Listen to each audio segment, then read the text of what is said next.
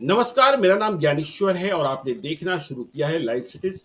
मेरे साथ रोज की तरह दिल्ली से जुड़ रहे हैं देश के जाने माने सीनियर जर्नलिस्ट अजीत द्विवेदी जी।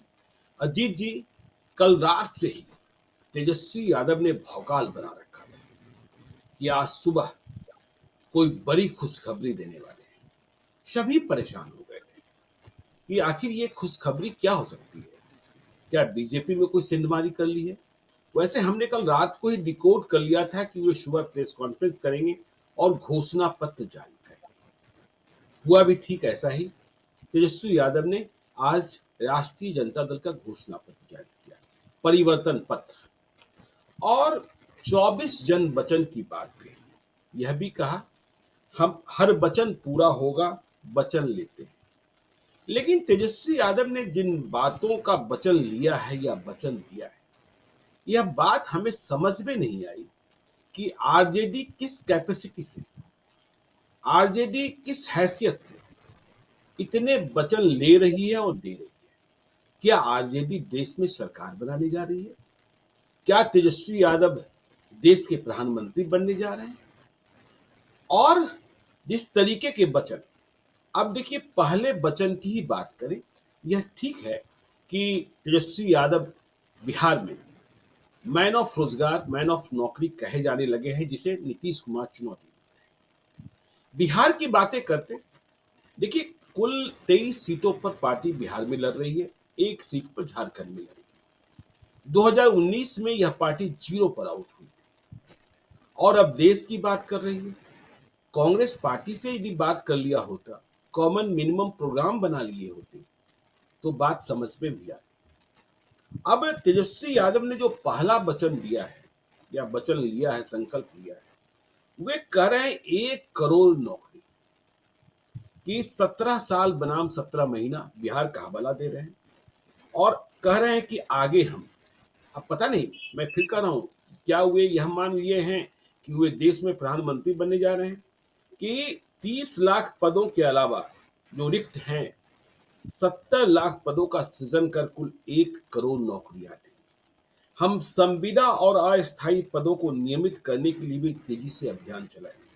हम लोगों से ये वादा करते हैं कि बिहार में जिस प्रकार नौकरी का मतलब तेजस्वी हो गया है, यही वादा हम इस चुनाव में एक प्रतिबद्ध संकल्प के रूप में लेते हैं।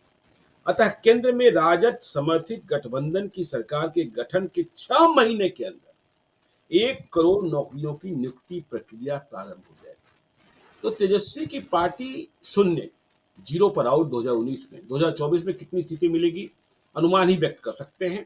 संघर्ष जो है वह तो दिख ही रहा है, लेकिन इतना बड़ा वचन और यह देश का संकल्प, कुछ बात समझ में आई आपको? देखिए ज्ञानेश्वर जी, ये इनके संकल्प पर, इनके पहले वचन पर बात करें उसके पहले एक दो चीजें उसके साथ की जो है वो बताना जरूरी है। इसी तरह की घोषणा जो इंडिया ब्लॉक में शामिल दूसरी पार्टियां हैं वो भी कर रही हैं। इसी तरह के संकल्प समाजवादी पार्टी के नेता भी ले रहे हैं। इसी तरह की बातें आम आदमी पार्टी ने कही है। अरविंद केजरीवाल, उनके तमाम लोग दिल्ली मॉडल को पूरे देश में लागू करने की बात कर रहे हैं। तो ये एक तरह का कंफ्यूजन जो इंडिया ब्लॉक का है, जो शुरू से चला आ रहा है, जो सीट बंटवारे में हुआ, कैंडिडेट्स तय करने में हुआ, साझा रैलियों में हुआ, वही अब घोषणा पत्र में भी दिख रहा है। देखिए, भारतीय जनता पार्टी ने एक तरफ तय कर दिया कि कोई दूसरी पार्टी, सहयोगी पार्टी को घोषणा पत्र जारी करने की जरूरत नहीं है। और ये बहुत लॉजिकल बात है कि जिसकी सरकार बनेगी, जो सरकार को लीड करेगा, उसने अपने घोषणा पत्र में सारी बातें कह देनी है। तो जब वो कह देगा तो वही लागू होगा, सबके लिए वही होगा। कोई कॉमन मिनिमम प्रोग्राम उनके यहाँ भी नहीं बना है, कुछ उनके यहाँ भी कोई ऐसी बात नहीं हुई है कि कोई साझा घोषणा पत्र जारी करें। लेकिन बाकी सहयोगियों को इसलिए रोक दिया गया है कि कोई कंफ्यूजन ना हो। यहाँ उल्टा हो रहा है, यहाँ हर लेवल पर कंफ्यूजन हो रहा है, हर आदमी अपनी अपनी बात कह रहा है। एक तो ये बात है। दूसरी, आपने एक बार देखा होगा किस तरह से तेलंगाना की पार्टी है, थी तेलंगाना राष्ट्र समिति, और चंद्रशेखर राव ने अपनी उस पार्टी का नाम रख दिया भारत राष्ट्र समिति, और पूरे देश की राजनीति करने लगे। अपने को ये बताने लगे कि हम राष्ट्रीय स्तर पर राजनीति करेंगे, और अपने प्रदेश में भी खत्म हो गए।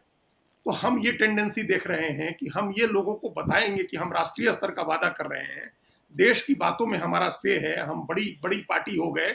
इससे बिहार के लोगों में एक मैसेज जाएगा कि देखिए तेजस्वी कितने बड़े नेता हो गए। तो ये बताने के लिए आप पूरे देश के लिए वादा करने लगे। ये दो बातें कहनी थी। राहुल गांधी ने कही हैं ने कहा कि हम 30 लाख नौकरी देंगे। बिल्कुल। जो रिक्त पद है भारत सरकार में, जो खाली पद हैं, उन जी। 30 लाख पदों को हम भर देंगे। हम्म, 29 लाख पदों की बात तेजस्वी यादव ने भी कही, लेकिन वो 30 लाख पद जो भरे जाएंगे वो तो पूरे देश में भरे जाएंगे ना। हम्म, वो दिल्ली में भी होगा, ऊपर तेलंगाना में भी है, तमिलनाडु में भी है, कर्नाटक, पश्चिम बंगाल, सब जगह है, पूर्वोत्तर से लेकर महाराष्ट्र तक, सब जगह, जम्मू कश्मीर और कन्याकुमारी तक। जी। उसमें बिहार का कितना हिस्सा है? हम्म, अगर बिहार का कितना हिस्सा, ये फिगर आउट करना चाहिए था ना तेजस्वी यादव को। जी। देखिए, बिना स्पेसिफिक हुए, बिना डिटेल्स में गए किसी चीज का कोई मतलब नहीं होता। आजकल लोग ध्यान नहीं देते हैं बड़ी बड़ी बातों के ऊपर। आप बड़ी बात कह दीजिए और उसमें स्पेसिफिकेशंस नहीं है, आपके उसके पीछे ठोस तर्क नहीं है, सब तथ्य नहीं है, तो कोई इस बात को नहीं मानेगा, सब हवा में उड़ा देंगे। जिस नौजवान के लिए आप कह रहे हैं वो इस बात को थोड़े ना नहीं समझ रहा है, वो मूर्ख है। जी। आप उसको स्पेसिफिक बताते कि इन 30 लाख नौकरियों में ये 2 लाख नौकरी बिहार में मिलेगी। आप सिंपल एक बात अगर ये कहते, ये फिगर आउट करते, आपकी टीम जो बैठी है, जो बैकरूम बॉयज हैं, अगर वो मेहनत करते और वो निकालते कि भारत सरकार के जो 30 लाख पद खाली हैं उसमें बिहार में कितने पद खाली, जी। और उन पदों को हम भरेंगे आते आते 6 महीने, ये एकदम उत्साहित कर देता बच्चों को, नौजवानों को बिहार के एकदम उत्साहित कर देता कि केंद्र सरकार की 2 लाख नौकरियां बिहार में मिलेंगी। चाहे वो रेलवे में मिले, चाहे वो टेलीकॉम में मिले, चाहे वो पूसा एग्रीकल्चर इंस्टीट्यूट अपने यहाँ हैं, यूनिवर्सिटीज हैं, उनमें मिले, केंद्रीय विश्वविद्यालयों में मिले। आप भारत सरकार की जो नौकरियां बिहार में है, BSNL में मिले, आप आइडेंटिफाई करते और ये बताते कि भाई ये 1,80,000 नौकरी बिहार में है, भारत सरकार की पद खाली है, हम आते आते भर देंगे। देखिए, एक कहावत है कि ब्यूटी लाइज इन डिटेल्स। आप बारीकियों में जाइएगा तो वहां सुंदरता है और उसको लोग मानते हैं, उस पर यकीन करते हैं। आपने कह दिया कि हम 30 लाख नौकरी देंगे, तो 30 लाख नौकरियां बिहार में थोड़े देंगे। राहुल गांधी कह रहे हैं कि 30 लाख नौकरी देंगे, पूरे देश में देंगे। और आप, राहुल गांधी की कांग्रेस सबसे बड़ी पार्टी है, उसकी पूरे देश में चुनाव लड़ रहे हैं वो लोग, और उनको 400 सीटों पर लड़ना है। वो एक बात पूरे देश के लिए कहें तो बात समझ में आती है। अभी आपने खुद ही कहा कि 23 सीट पर बिहार में लड़ रहे हैं, 1 सीट झारखंड में लड़ रहे हैं। लोकसभा में आपका 0 सांसद है, कोई सांसद नहीं है लोकसभा में। तो आप किस तरह से देश के 30 लाख नौकरियों की बात कर रहे हैं? नहीं नहीं, केवल 30 लाख की थोड़ी बात कर रहे हैं अजीत जी, 30 लाख की थोड़ी बात कर रहे हैं। 30 लाख के अलावा 70 लाख पद और सृजित कर देंगे। अब उसी पर आ रहे थे कि मतलब 30 लाख तो राहुल गांधी ने कही पूरे देश के लिए जी। अब आप सोचिए ज्ञानेश्वर जी, इस तरह की बातें करने का कोई मतलब है? मतलब हम बड़ी बात करें, कौन कितनी बड़ी बात करे? हम लोग किस्सा सुनते थे कि 3 लोग झूठ बोलने बैठे थे, 3 लोग बड़े झूठ बोलते थे। एक ने कहा कि मेरे दादा के पास तो एक ऐसा बांस था कि बादल में खोद देते थे और पानी बरस जाता था। तो इस तरह की बातें हैं। आप कह रहे हैं अभी कुल नौकरी, भारत सरकार के कुल कर्मचारी 50 लाख है, कुल पूरे देश में 50 लाख कर्मचारी हैं, और 50-55 लाख 57 लाख पेंशन भोगी हैं। इन 1 करोड़ लोगों के तो पेंशन और वेतन में सरकार कंगाल हुई जा रही है, सरकार दिवालिया हुई जा रही है। अब 30 लाख नौकरी, मान लीजिए आप फिर कह रहे हैं कि 30 लाख नौकरी पद खाली है, आप भर देंगे, चलिए वहां तक ठीक है, 30 लाख पद खाली कर देंगे। आप 70 लाख पद सृजित कर देंगे, 50 अभी है, 47 लाख कर्मचारी हैं, 30 खाली हैं, तो 77 लाख हो रहा है, और कह रहे हैं ऊपर से 70 लाख आप सृजित कर देंगे। कहां सृजित कर देंगे, किस चीज में? टेक्नोलॉजी ने नौकरियां कम की है, इस बात को क्यों नहीं समझ रहे हैं लोग? जिस रेलवे में हम लोग बिहार टेक्निकल कॉर्पोरेशन की जब किताब पढ़ते थे ज्ञानेश्वर जी, तो हम लोग सुनते थे कि रेलवे में 16 लाख लोग नौकरी करते हैं। अब रेलवे का इतना बड़ा नेटवर्क हो गया, फिर भी लोग वहां 12-13 लाख हो गए। इसका मतलब टेक्नोलॉजी ने बहुत सारी चीजों को बहुत आसान कर दिया, तो इसकी वजह से छटनी हुई है। आप दूसरी जगह नौकरियां, इसकी वजह से भी बहुत सारे पद खाली होते चले गए। तो आपको ऑब्जेक्टिव होना चाहिए है, वस्तुनिष्ठ होना चाहिए है, ऐसी बातें कहनी चाहिए है जिससे लोग आपको अगंभीर न माने। आपने बिहार के लिए कहा कि हम 10 लाख नौकरी देंगे, लोगों ने इसको बहुत गंभीरता से लिया। आपने 4 लाख 3 लाख लोगों की नौकरी दे दी, इसकी वजह से आपकी गंभीरता और बनी, लेकिन आपने बेहद अगंभीर बात की है। एक तो 30 लाख पद भरने की बात है, तो वो पूरे देश की बात है, पूरे देश में 30 लाख पद भरे जाने हैं, और 70 लाख पद सृजित करने की बात कहा कि आपने उस 30 लाख की गंभीरता को भी खत्म कर दिया। अब कोई भी जो पढ़ लिख रहा है, ज्ञानेश्वर जी, हमारे यहाँ के बच्चे बिहार के दिल्ली में या इलाहाबाद में रह के तैयारी कर रहे हैं, क्या वो नहीं जानते हैं कि कितनी नौकरियां हैं और कितनी सृजित हो सकती हैं? बिल्कुल। आप उनको कैसे भ्रमित कर सकते हैं? ये तो उसी तरह के भ्रामक विज्ञापन हो गए ना, जैसे बाबा रामदेव देते हैं, और आजकल सुप्रीम कोर्ट नाराज हुआ पड़ा है कि आप भ्रामक विज्ञापन दे रहे हैं। तो आप इस तरह की भ्रामक बातें कैसे कर सकते हैं कि आप 1 करोड़ नौकरी दे देंगे भारत सरकार में? वो बिहार के लिए तो आप कह रहे हैं कि टोटल 10 लाख की नौकरी सृजित करेंगे। उस 10 लाख पर रहिए, उसमें जो बची हुई नौकरियां हैं आप उनको कहिए कि दे देंगे, और बाकी चीजें जो राहुल गांधी ने कही है उसको आप सप्लीमेंट करिए। आप नहीं प्रधानमंत्री होने जा रहे हैं। दूसरा वचन, बिहार को विशेष राज्य का दर्जा। विशेष राज्य की मांग लगभग 2 दशक पुरानी है। बात सही है। यूपीए की सरकार, जब लालू यादव थे सरकार में शामिल, तब भी बिहार को विशेष राज्य का दर्जा नहीं मिला। और एनडीए की सरकार, जब केंद्र में नीतीश कुमार थे तब भी नहीं मिला। और जब नीतीश कुमार मुख्यमंत्री हैं, जब वे महागठबंधन की सरकार में रहते हैं तो विशेष राज्य की मांग करने लगते हैं। जैसे ही एनडीए की सरकार बनती है चुप हो जाते हैं। लेकिन बड़ा सवाल ये है, तेजस्वी यादव यह नहीं बताए कि जब इंडिया ब्लॉक में इतनी ही यूनिटी है तो कांग्रेस के घोषणा पत्र में बिहार को विशेष राज्य का दर्जा दिए जाने की बात क्यों नहीं शामिल करा। यही होना चाहिए था। यही बात तो हम कह रहे हैं कि आप कांग्रेस के साथ सप्लीमेंट करते, कांग्रेस के साथ बात करते, कांग्रेस के एजेंडे में इस बात को शामिल कराते, बिहार को विशेष राज्य का दर्जा देंगे। अब कांग्रेस ये शामिल नहीं कर सकती है, क्योंकि जैसे वो बिहार शामिल करेगी वैसे 10 राज्य और सामने आएंगे जिनको विशेष राज्य का दर्जा देने की बात उसमें शामिल करनी होगी। जब से बंटवारा हुआ है आंध्र प्रदेश का, तब से आंध्र प्रदेश और तेलंगाना दोनों मांग कर रहे हैं कि विशेष राज्य का दर्जा दीजिए। तो आंध्र प्रदेश तेलंगाना जैसे बड़े राज्य जो संपन्न है, जहां जो बिहार की तरह लैंडलॉक नहीं है, समुद्र है, बंदरगाह है और दुनिया भर की और चीजें, वो भी मांग कर रहे हैं। तो ये 10 स्टेट आ जाएंगे विशेष राज्य का दर्जा मांगने। कांग्रेस ये कर नहीं सकती थी और आपने वादा कर दिया तो आप पूरा नहीं कर सकते हैं। आप नहीं, बिहार सरकार के हाथ में अगर होता तो आपके 1.5 साल 2 बार सरकार में रहे, आप कर ही देते। ये तो भारत सरकार को करना है और ये चुनाव भारत सरकार का है। आप सबको पता है कि आप सरकार बनाने के लिए, पता नहीं बनती भी अगर अपोजिशन की किसी भी तरह से बन जाए, मान लीजिए चमत्कार हो जाए, तो उसमें आपका क्या रोल हो। 25 सांसद जिस समय थे, जब 25 सांसद थे राष्ट्रीय जनता दल के, तब तो आपने कुछ किया नहीं इस तरह का। तो इस तरह की चीजें, वैसी हैसियत तो अभी नहीं होने जा रही है। तो इस तरह की बातें भी वही है कि बड़ी बड़ी बातें करनी, सद्भाव होगा आपका, अच्छी भावना है आपकी कि आप बिहार के लिए कुछ अच्छा करना चाहते हैं, लेकिन ऐसी बातें मत कहिए जिस पर लोग हंसी उड़ाएं, जिसका मजाक बन जाए। ठीक है, देखिए तीसरा वचन विशेष पैकेज। पहले तो आपने विशेष राज्य की बात कर दी, अब स्पेशल पैकेज की बात कर दी, दोनों कंट्राडिक्टरी है। और आप कह रहे हैं कि स्पेशल पैकेज 1,60,000 करोड़ रुपए आप केंद्र से दिला, क्या बात। और 40 लोकसभा क्षेत्र जो हैं उनमें प्रत्येक लोकसभा क्षेत्र को समानुपातिक रूप से 4-4 हजार करोड़ रुपए दिए जाएंगे। कौन सा सपना है ये। तो वही देखिए, अब क्या है कि हम चांद लेके आएंगे, हम तारे लेकर के आएंगे, हम ये वाली बातें हैं। जो प्रेम में डूबा हुआ प्रेमी जो होता है वो प्रेमिका से इस तरह के वादे करता है कि हम चांद तोड़ के ले आएंगे और चांद की तुम्हारे लिए बालियां बना देंगे। ये उस तरह की बातें हैं। आप या तो यही कहिए कि हम 1,60,000 करोड़ का स्पेशल पैकेज दिलवाएंगे, विशेष राज्य का जब दर्जा आप दिलवा देंगे तो फिर ये पैकेज तो अपने आप उसमें आ जाएगा ना। इसको अलग करने की क्या जरूरत है। एक तो उसी में करते, आप इनकी टीम जो है 24 तक ले जाना था, क्योंकि कांग्रेस पार्टी ने 5 न्याय 25 गारंटी की बात कही है, और 25 गारंटी में आपको भी 24 वचन करने थे। तो 24 वचन में आप जबरदस्ती इसको फैला रहे हैं। इसको आप उसी में रख देते विशेष पैकेज के तहत, इसको स्पेशल स्टेटस के तहत, और उसमें कहते कि 1,60,000 करोड़ रुपया आएगा और 4-4 हजार करोड़ रुपया हर लोकसभा क्षेत्र को हम दे देंगे। दे देंगे, उसका होगा क्या। उसके लिए कोई विजन डॉक्यूमेंट है उसमें कि हमारे पूर्वी चंपारण को जो 4,000 करोड़ रुपया देंगे उसका क्या इस्तेमाल होगा वहां। तो आप अगर विजन डॉक्यूमेंट बना रहे हैं, वचन पत्र बना रहे हैं, तो एक ठोस प्रोजेक्ट आपके साथ पीछे होना चाहिए, जिसको डीपीआर बोलते हैं, डिटेल प्रोजेक्ट रिपोर्ट हो। उस पर इतना कॉस्ट आना है, हम पूर्वी चंपारण में ये करेंगे, पश्चिमी चंपारण में ये करेंगे। अगर आप स्पेसिफिक लोकसभा वाइज कह रहे हैं तो एक लोकसभा क्षेत्र में, हर लोकसभा क्षेत्र की भौगोलिक स्थिति अलग है, वहां की संरचना, सारी चीजें अलग है। किस लोकसभा क्षेत्र के लिए क्या करेंगे ये सब कुछ है नहीं। और इसी तरह से 1.5 लाख करोड़ प्रधानमंत्री कह के गए थे, उसका मजाक उड़ाते थे आप। तो अब आपके 1,60,000 करोड़ का क्यों नहीं लोग मजाक उड़ाएंगे, जब आप उनके 1.5 लाख करोड़ का उड़ाते थे जब वो प्रधानमंत्री थे जी। आप अभी कुछ नहीं है तो आप 1,60,000 का वादा कर रहे हैं। चलिए 1,60,000 करोड़ का चौथा वचन, सेना एवं अर्धसैनिक बल। देखिए ये तो कांग्रेस ने भी कहा है कि अग्निवीर योजना को खत्म करेंगे और 2014 के पूर्व की भांति सेना में भर्ती प्रक्रिया में तेजी लाई जाएगी, और जो ड्यूटी के दौरान अर्धसैनिक बल के जवान शहीद होंगे उन्हें भी शहीद का दर्जा दिया जाएगा। यह कर सकते हैं, यह कांग्रेस में मानती है। ये पहले से मांग चल रही है, इसकी पहले से चल भी रही है, ये मांग चल रही है। अब देखिए पांचवा वचन, रेलवे।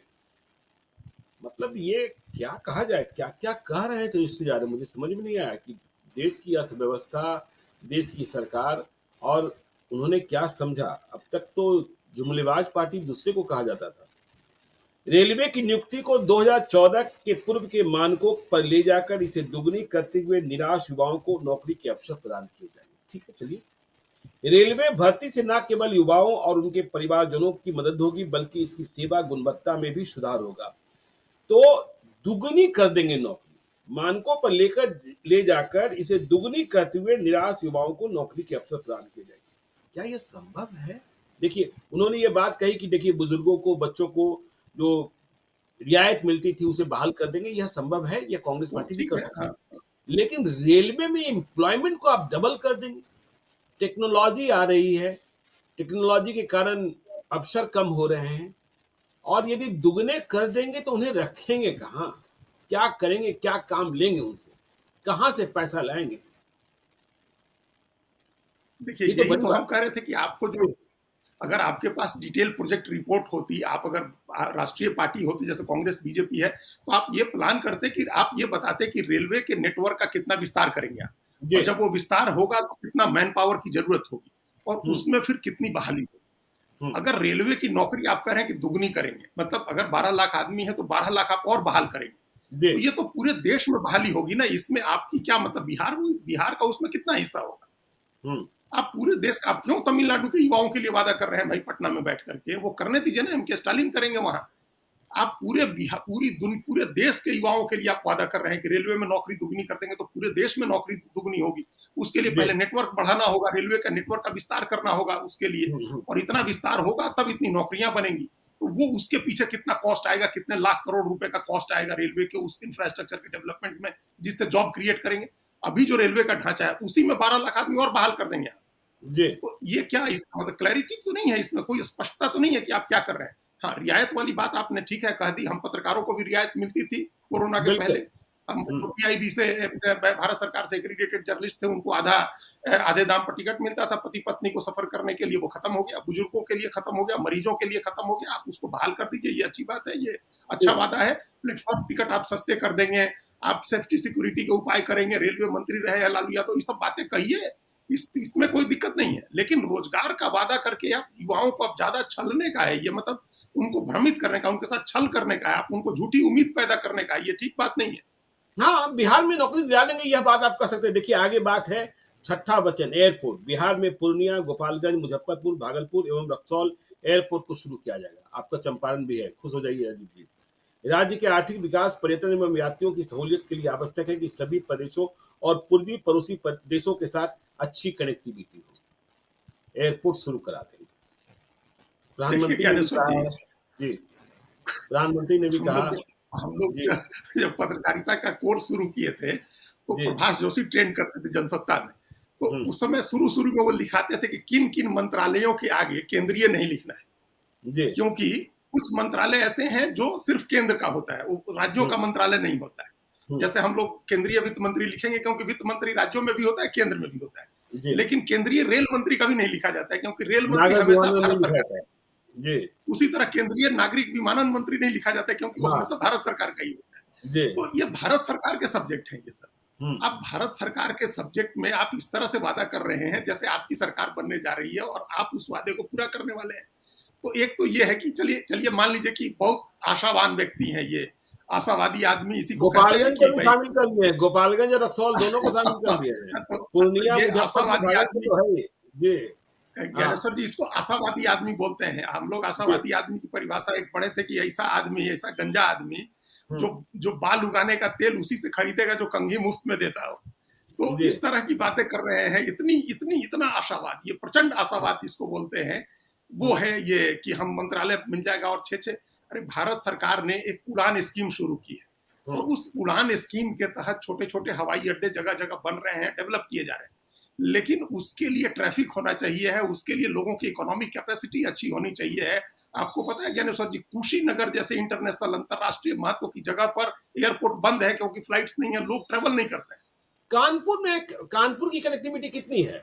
बिल्कुल नहीं है। हाँ। तो लोग जी। ट्रेवल नहीं करते हैं, कनेक्टिविटी नहीं है, पैसेंजर्स नहीं है, फिर कौन उड़ान ले आएगा? 2 स्पाइस जेट की उड़ान उड़ती है दिल्ली से आपको दरभंगा जैसी जगह के लिए, आप 6 एयरपोर्ट बनवा देंगे, उससे क्या मतलब है? बन जाएगा तो कौन आदमी जी। उड़ान भरने लगेगा उसको? कहाँ से ले आइएगा? लोगों की आर्थिक स्थिति ऐसी है, कनेक्टिविटी है ऐसी।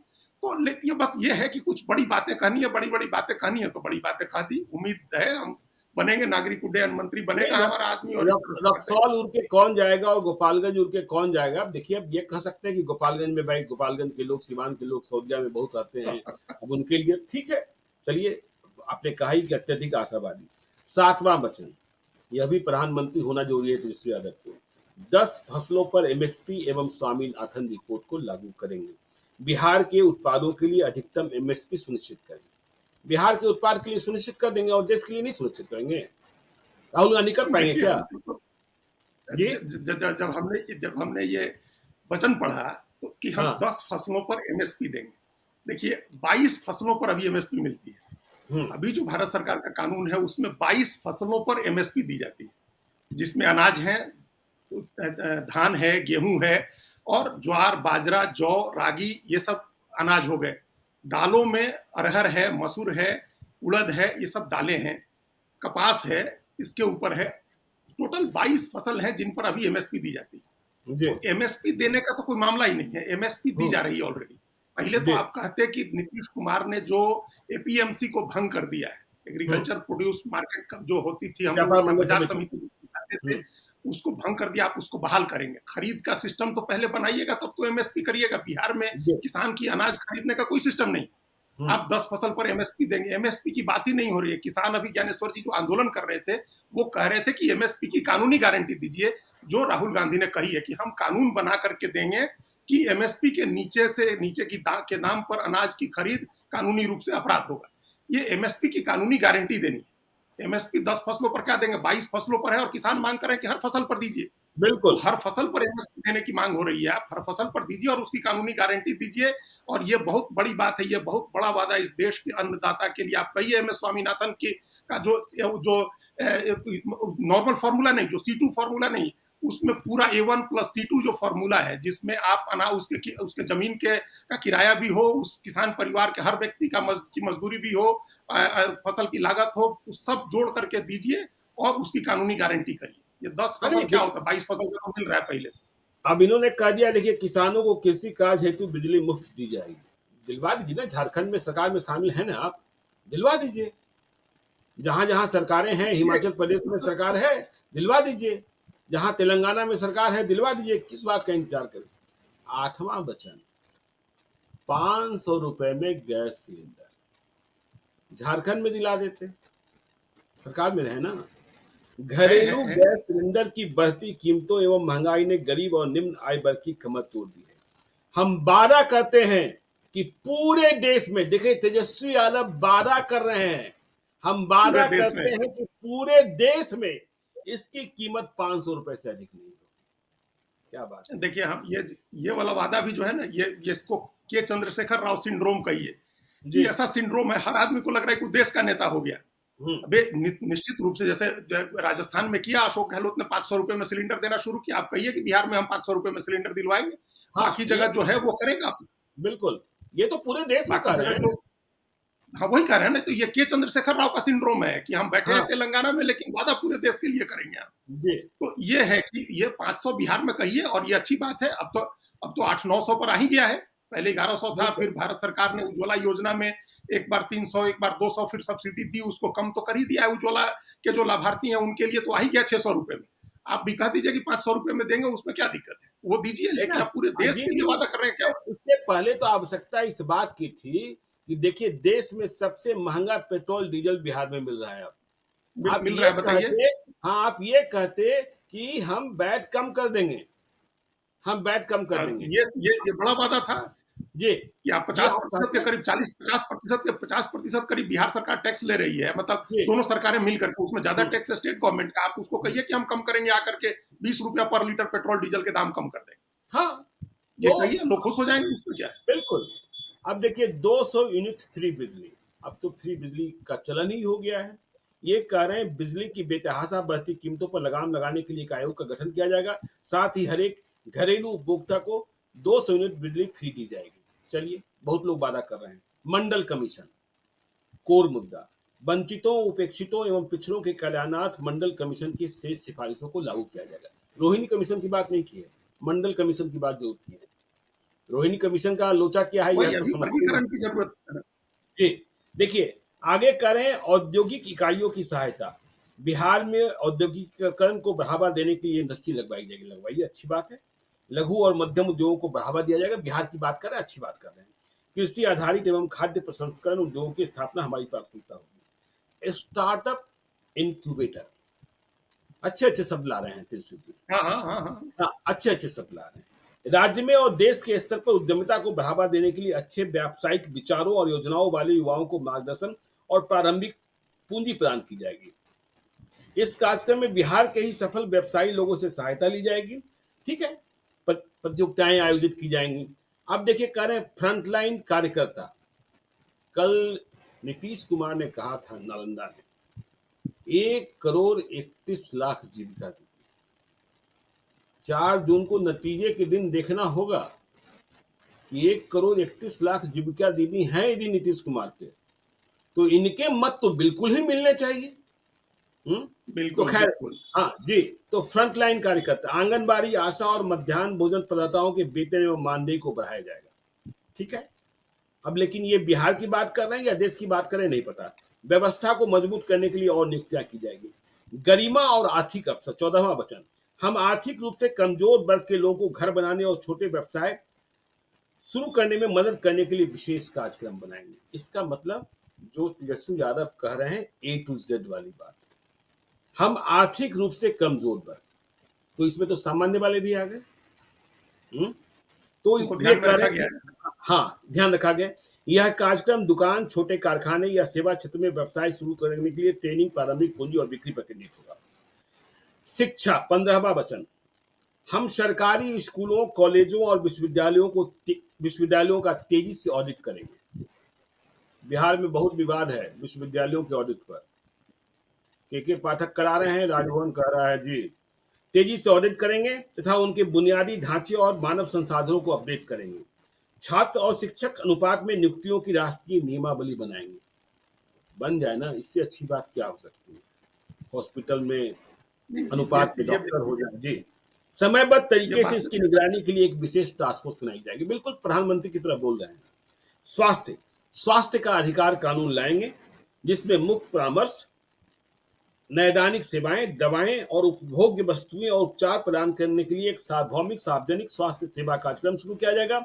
स्वास्थ्य का अधिकार को संवैधानिक स्वरूप देते हुए हर नागरिक की बीमारी का खर्च सरकार वहन करेगी और बीमा कंपनियों की मनमानी का खात्मा करेगी। देश में इलाज फ्री देखिए, होगा। हाँ, ये इससे अभी अच्छी ये अभी राहुल गांधी ने कहा कि राहुल गांधी ने जो कांग्रेस पार्टी के घोषणा पत्र में है कि 25 लाख रुपए दिए जाएंगे, इलाज 25 लाख रुपए तक का इलाज फ्री होगा। और ये जो जी। चिरंजीवी योजना भी शुरू हुई थी राजस्थान में, जब कांग्रेस की सरकार थी, वहां अशोक गहलोत की सरकार ने इसको चालू किया था। जी लेकिन ये सारा पैसा जो होता है ज्ञानेश्वर जी, ये सब इंश्योरेंस कंपनियों को जाता है। बिल्कुल। इनको जो स्वास्थ्य की बात कह रहे थे, तेजस्वी यादव स्वास्थ्य मंत्री रहे हैं, उनको कहना चाहिए था कि कितने अस्पताल उनके समय शुरू हुए हैं, कितने अस्पताल और बनेंगे। जब तक जी अस्पताल नहीं बनेंगे, जब तक मेडिकल कॉलेज नहीं बनेंगे, जब तक आप पर कैपिटा डॉक्टर्स की अवेलेबिलिटी नहीं बढ़ाएगी, तब तक पर कैपिटा बेड्स की अवेलेबिलिटी सबसे खराब है बिहार में। जो ग्लोबल मानक है उसके मुकाबले 10 टाइम खराब है हम लोगों का। न बेड्स जी अवेलेबल है, न डॉक्टर अवेलेबल है, न नर्स कंपाउंडर अवेलेबल है। पहले ये बढ़ाइए। लोगों के स्वास्थ्य के लिए आप इंश्योरेंस कंपनी को पैसा देते हैं और वो सब मिली भगत होती है अस्पतालों की और मरीज के बीच में। मिली भगत इंश्योरेंस कंपनी और अस्पताल की होती है। मरीज को क्या लाभ मिलता है? मरीज जी को लाभ तो तब मिलेगा जब आप अस्पताल बनाएंगे, डॉक्टर बहाल करेंगे। तो उसके बारे में तो कुछ नहीं कहा है उसमें। बिल्कुल। अब देखिए आगे 17वां वचन, सामाजिक न्याय, जातिगत जनगणना। यह बात तो कांग्रेस ने भी कबूल कर ली है, हम कराएंगे। हाँ, वो कहा है। हाँ, 18वां वचन, महिला सशक्तिकरण। क्या कह रहे हैं, कहाँ से पैसा आएगा? देखिए मैं फिर कहूंगा तो अब तेजस्वी यादव कहते हैं और नीतीश कुमार का उदाहरण देते हैं। तेजस्वी यादव ठीक ही कह रहे हैं कि नीतीश कुमार ने कहा था कहाँ से लाएगा पैसा, लेकिन ये कह रहे हैं कि महिला सशक्तिकरण में सभी गरीब परिवार की महिलाओं, कोई जात और धर्म का भेद नहीं है, हम्म। सभी गरीब परिवार की महिलाओं को प्रतिवर्ष 1 लाख रुपए की सहायता दी जाए। गजब बात है भाई। मतलब हर साल 1 लाख रुपए की सहायता सभी गरीब परिवार की महिलाओं को। अब आप बताइए ज्ञानेश्वर जी, हम मतलब लोग एक दिन अब ये और सब, चर्चा अब किए ये थे जब। समझ रहे हैं कि 5 किलो अनाज पर वोट मिल सकता है। तो एक हाँ, तो लाख उस रुपए पर मिल सकता है। देखिए ज्ञानेश्वर जी, हम पहले जो बोले कि उस पर मिल सकता है, जो व्यावहारिक होगा, जनता तुरंत समझ जाती है कि कौन सा वादा पूरा हो सकता है और कौन सा वादा हवा हवाई है। 5 किलो अनाज संभव है। 5 किलो अनाज पर पूरे देश में एक साल में 1.5 लाख करोड़ रुपए का खर्च हो रहा है। तो जी भारत सरकार का बजट 40 लाख करोड़ रुपए का होता है। उस 40 लाख करोड़ के बजट में से भारत सरकार 1.5 लाख करोड़ रुपए निकाल सकती है। जी आपका बजट, आप हम लोग एक आंकड़ा आया था ना कि बिहार में 94 लाख परिवार हैं जिनको नीतीश कुमार 2-2 लाख रुपया देंगे।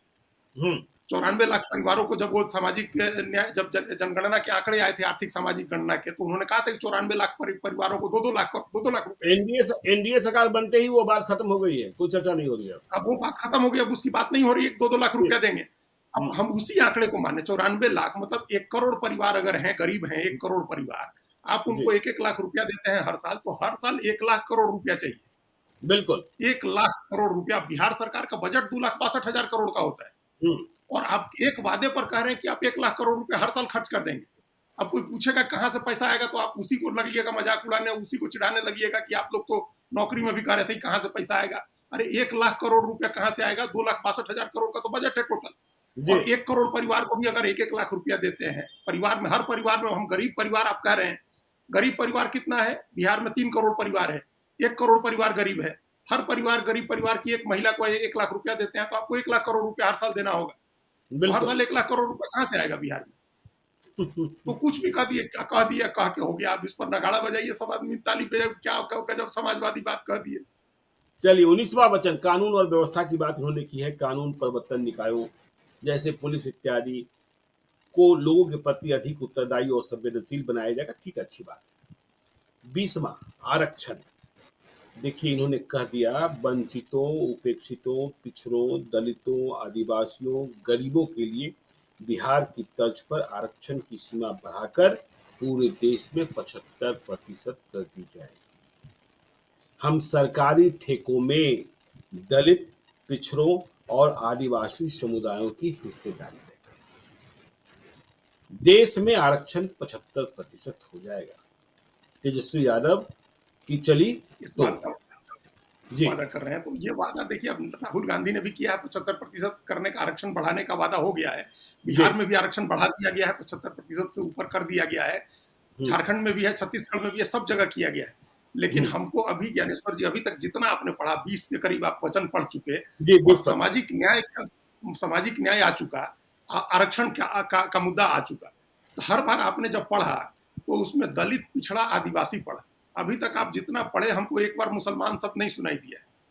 नहीं, वंचितों, उपेक्षितों, पिछड़ों, दलितों, आदिवासियों, गरीबों के लिए मुसलमान नहीं तो सुनाई। क्यों क्यों मुस्लिम शब्द लिखने से क्यों हिचक गए तेजस्वी यादव, जो लालू यादव जो हमेशा कहते थे कि माई की कृपा है, माई का प्यार है, और उसी दम पर राजनीति करते रहे। आप अपनी यादव जाति का भी नाम नहीं लिखा, लेकिन पिछड़ा लिख रहे हैं, तो सब समझ रहे हैं कि पिछड़ा में कौन जी आ रहा है। लेकिन मुस्लिम तो स्पेसिफिक आपने एक जगह जिक्र नहीं किया, ना आरक्षण में किया, वहां भी दलित, पिछड़ा, आदिवासी, यहाँ भी दलित, पिछड़ा, आदिवासी। आप सोचिए, अजीत पवार जो है वो बीजेपी के साथ सरकार में, फिर भी जी मुस्लिम आरक्षण की मांग कर रहे हैं। महाराष्ट्र में उन्होंने कहा कि 4% मुस्लिम आरक्षण देना चाहिए, वो मुस्लिम आरक्षण की बात कर रहे हैं बीजेपी के साथ होकर के।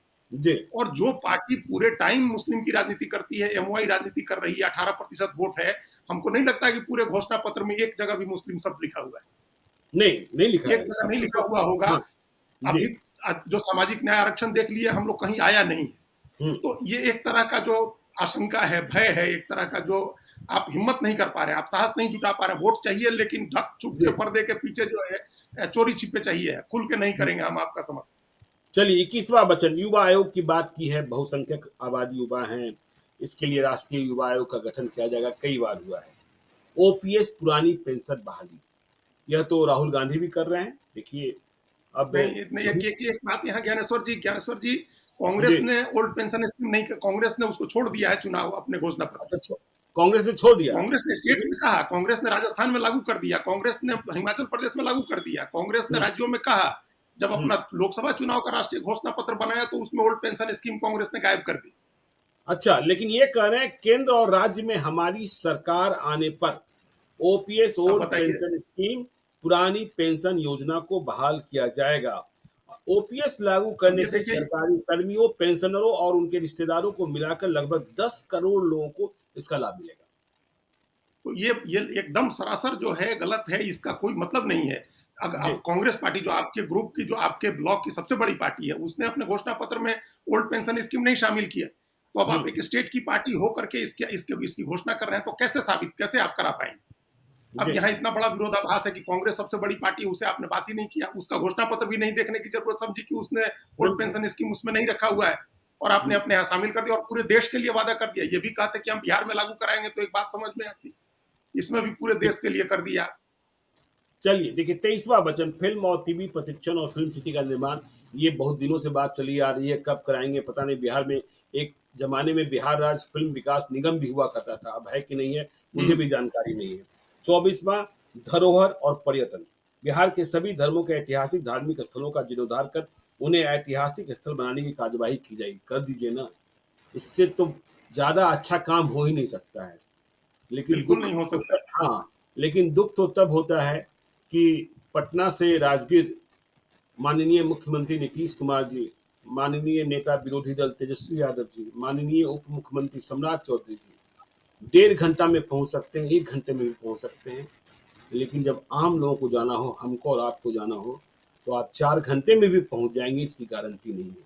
क्योंकि सड़कें अच्छी बन रही है, लेकिन इंक्रोचमेंट मत पूछिए। जो बाहर से पर्यटक आ रहे हैं, यदि वो पटना लैंड किए फिर बोधगया जाने में क्या परेशानी है, उनसे पूछिएगा। 0 माइल निकलते निकलते वो हलक तो सूखने लगती हम सब लोग इस बात को झेलते हैं ज्ञानेश्वर जी। आप पटना हवाई जहाज से उतर जाइए और है। चारों दिशाओं में पटना से किधर भी निकलने की कोशिश करिए, आप इतने बॉटल नेक्स हैं, आप कहीं जाकर के फंस जाएंगे और घंटों फंसे रह जाएंगे, जी। जाम में फंसे रह जाएंगे घंटों, आप निकल ही नहीं पाएंगे। शहर से बाहर निकलना इतना मुश्किल हो गया।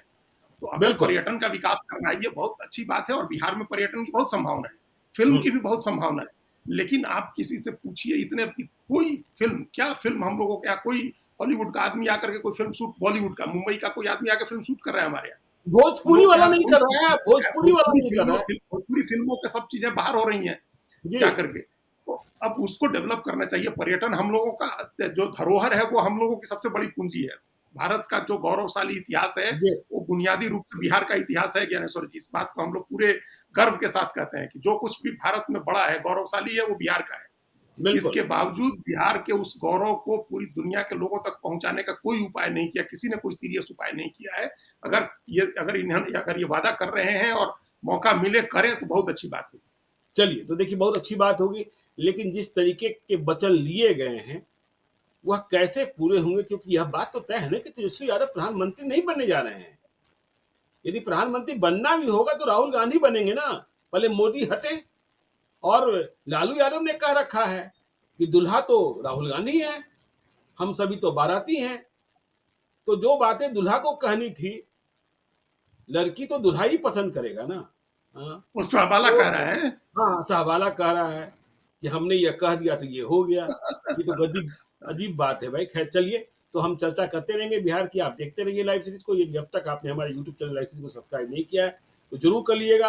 और यदि इस वीडियो को आप फेसबुक पेज के माध्यम से देखें तो पेज को लाइक कीजिएगा, ट्विटर पर भी हमें फॉलो कीजिए। धन्यवाद।